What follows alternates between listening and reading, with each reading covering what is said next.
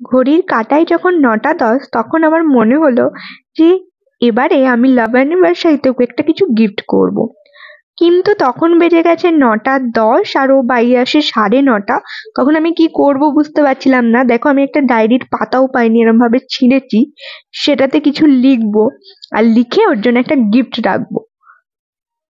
আমি তাড়াতাড়ি করে একটা লিখলাম, তোর বইয়ের তরফ থেকে ছোট্ট গিফট, হ্যাপি লাভ অ্যানিভার্সারি, দিয়ে এই ৫০০ টাকাটা রাখলাম, কারণ আমার তো কোনো গিফট কেনা হয়নি।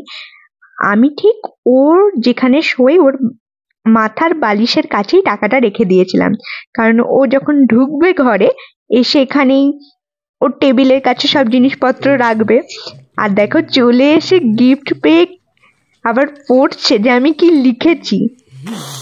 এবার গিফট পেয়ে তো খুব খুশি। না, গিফট আমাদের দেওয়া হয় না। আমি দিলাম, আমার ইচ্ছে হলো তাই।